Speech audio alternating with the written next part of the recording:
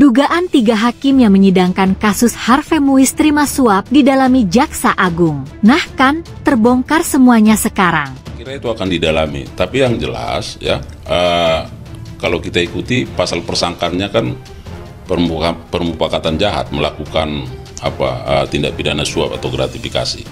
Nah, kalau hukum kita menyatakan baik permufakatan maupun percobaan itu menjadi delik selesai. Untuk pendalaman yang dibutuhkan demi kelancaran pengungkapan kasus ini, untuk itu KAY mendorong agar ada kolaborasi untuk mendeteksi area-area yang berpotensi menyebabkan penyalahgunaan kekuasaan atau kewenangan yang dimiliki hakim dan aparat pengadilan.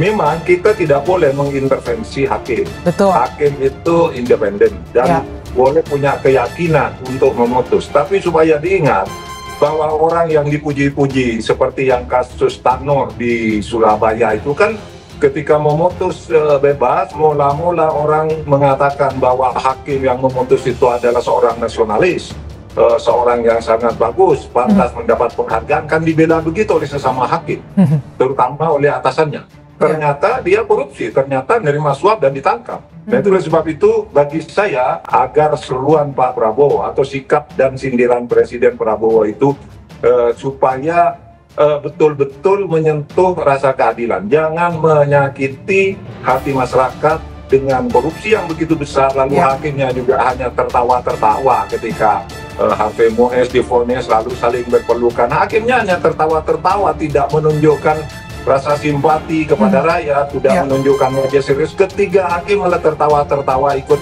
menyemangati Harvey Muiz yang berpelukan dengan Sandra Dewi. Nah, itu sungguh tidak etis sama sekali. Kejaksaan Agung, Kejagung, sedang mendalami dugaan suap terhadap hakim yang mengadili kasus korupsi tata niaga di wilayah izin usaha pertambangan, IUP, PT Timah Tbk. Dalam kasus ini, Majelis Hakim Pengadilan Negeri Tindak Pidana Korupsi, PN Tipikor, Jakarta Pusat menjatuhkan vonis ringan terhadap terdakwa Harvey Muiz CS. Mereka divonis hampir setengah dari tuntutan jaksa. Ya, kami akan mendalami dugaan suap kepada hakim di kasus Timah, kata Jaksa Agung Sanitiar Burhanuddin dalam konferensi pers capaian kinerja Des Koordinasi Pencegahan Korupsi dan Perbaikan Tata Kelola dan Des Koordinasi Peningkatan Penerimaan Devisa Negara di Kejagung, Jakarta Selatan. Sementara itu, Menteri Koordinator Bidang Politik dan Keamanan, Menko Polkam,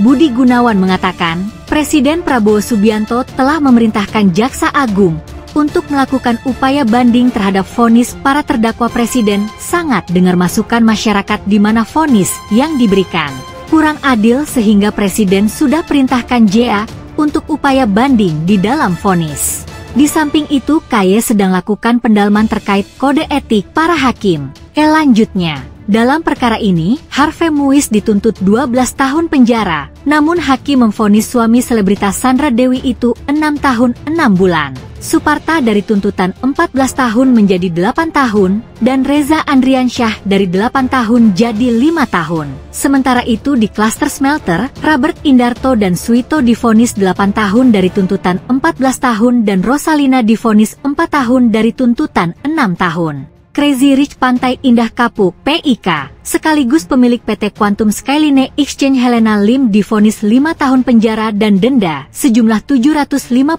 juta rupiah subsidiar 6 bulan penjara. Direktur Utama PT Timah Tbk periode 2016 hingga 2021 Mohtar Riza Pahlevi Tabrani divonis dengan 8 tahun penjara dan denda 750 juta rupiah subsidiar 6 bulan penjara. Direktur Keuangan PT Timah Tbk periode 2016 hingga 2020 Emil Ermindra juga divonis dengan 8 tahun penjara dan denda 750 juta rupiah subsidiar 6 bulan. Direktur PT Stanindo Inti Perkasa sejak tahun 2004 MB Gunawan divonis 5 tahun dan 6 bulan dan denda 500 juta rupiah subsidiar 4 bulan kurungan. Dengan makin banyak kejahatan korupsi yang kian akut di negara tercinta ini, Jaksa Agung ST Burhanuddin menilai saat ini kasus korupsi di Indonesia semakin merajalela. Oleh karena itu, Burhanuddin mendorong agar diterapkan hukuman mati bagi kasus korupsi. Di sisi lain, fenomena korupsi di Indonesia namun justru semakin menggurita, akut, sistemik serta menjadi pandemi hukum yang ada di setiap lapisan masyarakat, kata Burhanuddin dalam webinar bertajuk Efektivitas Penerapan Hukuman Mati Terhadap Koruptor Kelas Kakap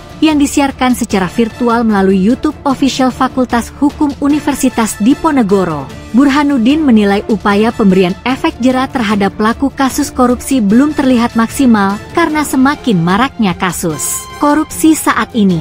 Oleh karena itu, dia menilai perlu ada ancaman hukuman yang dapat memberikan efek jera bagi koruptor. Fenomena ini menunjukkan bahwa pesan yang disampaikan melalui tindakan tegas kepada para koruptor belum dapat ditangkap seutuhnya oleh masyarakat sehingga seperti pelaku tindak pidana korupsi, seperti patah tumbuh hilang berganti. Oleh karena itu, Kejaksaan merasa perlu dengan terobosan hukum dengan penerapan hukuman mati sebagai tonggak pemberantasan korupsi dan sebagai media pembelajaran bagi masyarakat untuk dan jangan sekali-kali korupsi, katanya. Burhanuddin membeberkan sejumlah upaya kejaksaan dalam memberantas korupsi, yaitu mulai dari menjatuhkan tuntutan berat sesuai tingkat kejahatan, melakukan pola follow the asset, memiskinkan koruptor dengan cara merampas aset koruptor sehingga tak hanya mempidanakan badan, memberikan status justice kolaborator secara selektif, dan mengajukan gugatan keperdataan bagi pelaku yang meninggal dunia, atau bagi pelaku yang diputus bebas di kasusnya tetapi ada kerugian negara di dalamnya.